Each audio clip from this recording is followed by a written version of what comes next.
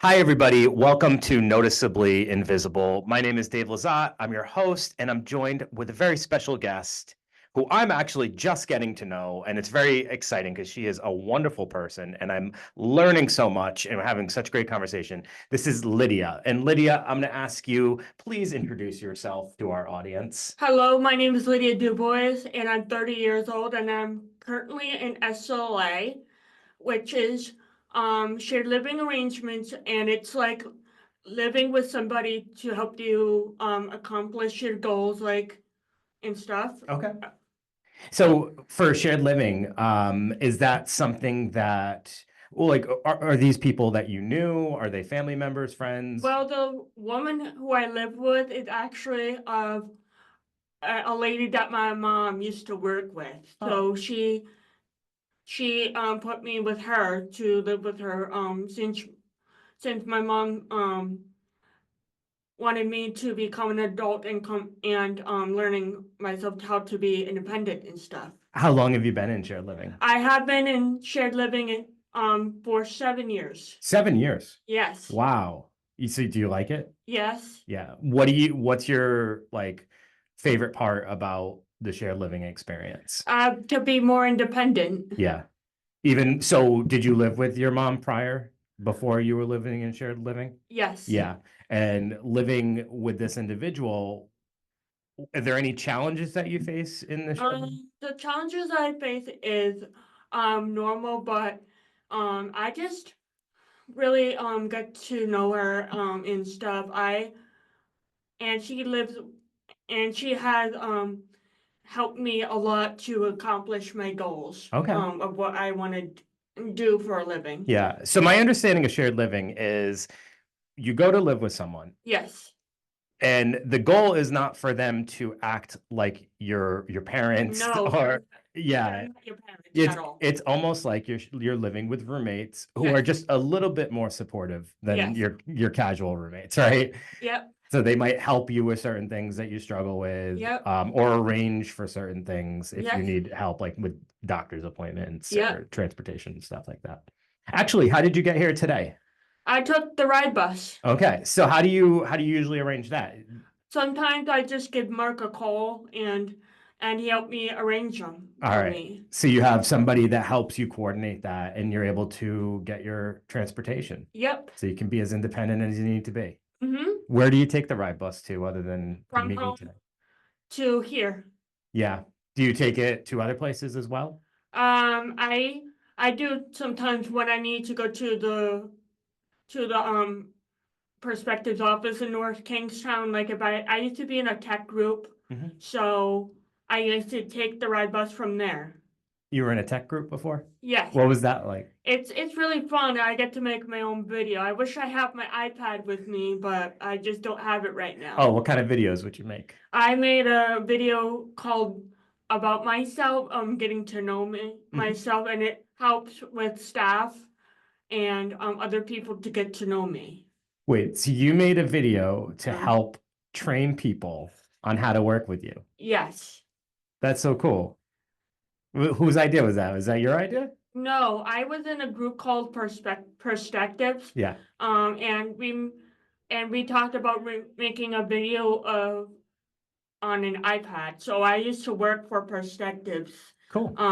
for a couple of years, Mhm. and yeah, So one of the things that we said we were going to talk about a little bit today yes, was disabilities. mm-hmm, And I had asked kind of what you were comfortable sharing that you work with and on a daily basis yes. and have to navigate. So, so I do have some anxiety, situations. I am really scared of some loud noises like alarms and stuff that high pitched mostly. And Sure. I use these noise canceling headphones um, to help me to help me with the noises so I don't hear them as bad. Okay, so it really startles you when you hear loud noises, Yes. and especially when you're not expecting them. Yes. So you have those kind of all the time, just as a preparation in case there's a situation where there might be loud Yes, I noises? don't need to use the headphones too much because sometimes, when I hear, but I only need them just in case. Yeah. So, if I'm with somebody or I get startled, I use them. Okay. One of the things I think is interesting is you mentioned you have pretty high level anxiety, right? Kinda, yeah. And at times it can cause you to be a little nervous, Yes. be a little scared. Mm-hmm. But I just wanted to point this out because I thought this was really impressive. You took a bus Yes. here today to Mm-hmm. meet with me to Yep. do this, and you've only met with me once before, Yes. and this must be really nerve-wracking. Yes. But you were like super brave and you came out here and you decided, I want to do this. Yeah. So, and you did it, right? Mhm. So even though you have anxiety Yes. and it can cause you to have a lot of like fears and nervousness, Yep. you still overcome it and Yeah. you do the things you need to do, right? Yep. That's pretty awesome. One of the things we talked about when we met the first time, we were talking about the title, Yeah. Noticeably Invisible. And you had a different take on that because the title itself was kind of to represent the idea that sometimes people judge people just by their looks or knowing that they have a disability and they True. limit them. Yeah. But you were talking about invisible disabilities. Yes. Can you share a little bit about that? It just like it's when with people a lot of people just don't know who the person is. And people just like to judge on people that they don't have one. Mhm. So like for example, people have seizures, Yeah. anxiety problems, and other types. They just don't understand of how people are going through, and they just want to treat them, not the way they are. Yeah. So that was something that you were kind of saying hit home for you. Yes. Just because like you can't see anxiety. Right. Anxiety is not something physical that we wear on us. It's something we're feeling inside. Yes. And you were mentioning like at work at times, previous jobs. Yes. That was a situation that you had to kind of get through because they weren't really understanding your anxiety. Yes. You want to share a little bit about that? So I was at my previous job one day, and this I don't want to say her name or what position she's in, but it's somebody who I used to work with Yeah. at my previous job, and she just doesn't treat me like a normal person. And she would not let me sit down when I have panic attacks. She would not let me um just calm down or something. But she just doesn't understand who I am. I educated her on anxieties, that I do tend to get panic attack, and she just doesn't want to understand how I feel, you Sure. know? She didn't take the time. Yeah. That's interesting. So you attempted to educate her? Yes. What did you do? How I did you just go about told her that? how I feel, Oh, okay. Yeah. and I told her about it, and she just doesn't think I have one. She probably think she just wanted to me um to be she just doesn't want me to be myself. She just want me to be like the other workers, and it's not fair. Oh, all right. So in turn for her not kind of like taking the time to get to know you and to Yes. figure out what's going to help you be Yes. successful, Mm-hmm. it ended up making you feel like I can't even be myself here. Yes. That's a very interesting thing. Yeah. And I think that idea of the invisible disabilities is it's a really important concept for people to understand Yes. because you're exactly right.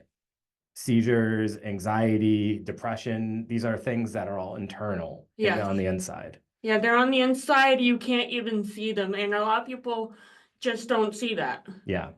Yeah.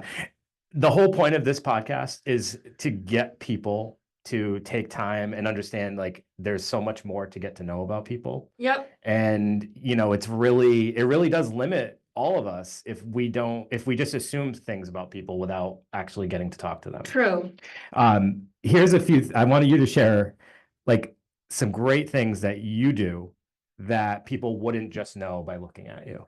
So what people should know is to not give up. Like if you're in a new work environment, it's okay to speak up, and Yeah. tell them how you feel, And you actually take that way beyond just work, Yeah. because you're also involved in a self-advocacy group. True. And so tell us a little bit about what that So is. what I do, I work with this lady named Dan Gagney. Yeah. And I volunteer to help out an advocacy group and help people how to advocate for themselves and stuff.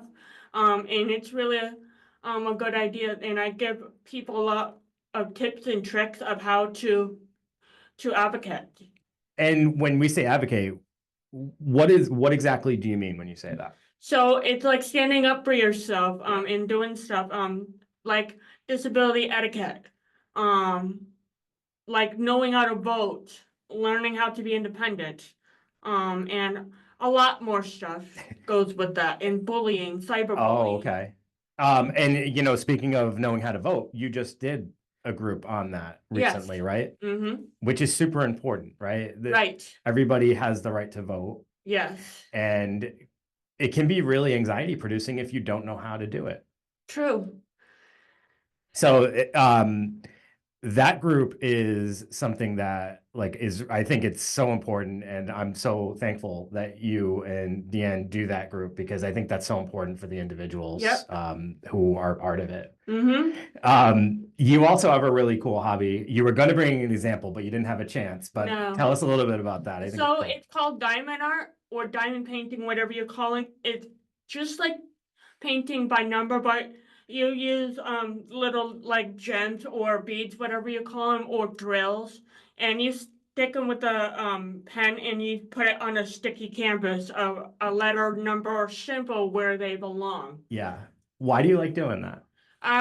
So example, I was in Florida, and I was on vacation, and I saw my aunt and grandfather doing them, and I said, what are those? And they look beautiful, and they said it's diamond art, and they had me one available, and I did one of a sling of a penguin, which was my first one, and I started getting into them already, and it was pretty quick. And you had a Halloween one when I met with you. Yes. So you do them for all the holidays. Yep. How many would you say you have? I can't count because it's a lot.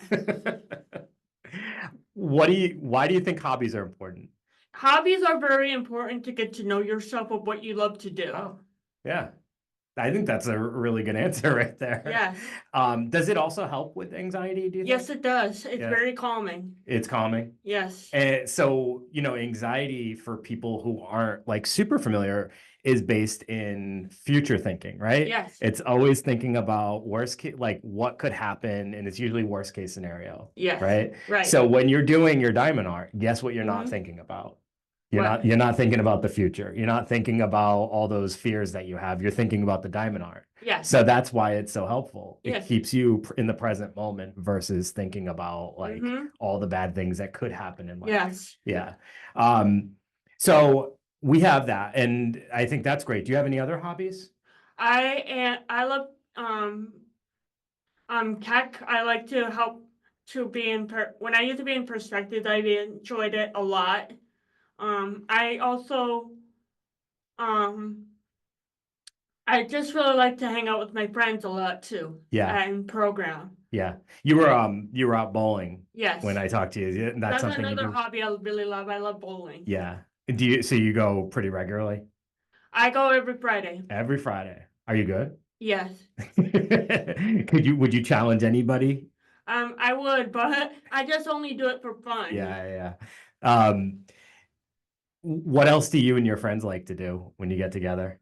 I like to go to the mall. Yeah. And hang out at the mall and walk around. Yeah. And just hang out. Yes. Basically just hang out. Now you work, right? I used to work. I don't have a job previously. Okay. So is that something that's a goal of yours? Yes, that is mostly a goal for me because I really want to get back out there and work because I really miss doing it. What are some of the challenges for you with finding work? I just really want people to get to know me mostly. Yeah. That's mostly my goal for work, is to understand how I go through and stuff, and knowing that it's okay to get out there and just tell them how you go through, you know? Yeah. Is that nerve-wracking thinking about having Yeah, to do it that? can be embarrassing Mm, at mostly, but it's just really, really good to know if you're working, getting a new job. It can be very, very difficult for somebody like me, but I know I can do it. yeah. No, I think you Yes. can, sure. Do you have any other future goals for yourself? Nope. That's the main one right Yes. now. That's what you're focused on. Yep. Yeah, cool. I wanted to ask you, this is something that I've been asking all of our guests. If you could offer somebody advice that struggles with maybe like anxiety or other things that maybe have caused them to have difficult situations where people didn't understand them or didn't take the time to know them, what advice would you share to those people? It's okay to be yourself. And knowing that if you have an invisible disability, it's okay to be yourself. Yeah. And never give up, you know? Yeah, I think that's a great quote right there. Never Yeah. give up, and it's okay to be yourself. Yes. Yeah, there's absolutely like, honestly, one of the things I do think of is when people don't take the time to get to know you, Yes. I feel like they're missing out just as much as you're missing out from Yes. them not doing it. Like they get to miss out on getting to know an amazing person, right? Yeah, and I'm a person, and I'm still a human. I'm still a person, and it's okay to get to know myself. And I would become friends with you if you give me some kind of respect, you know. Yeah, for sure. For sure. Um, Lydia, thank you so much for having this conversation. You too, Dave. You are just a really bright, shining star, and I am so glad to get to know you. This has Thank been you. very nice. Thank you, everybody, for tuning in to Noticeably Invisible.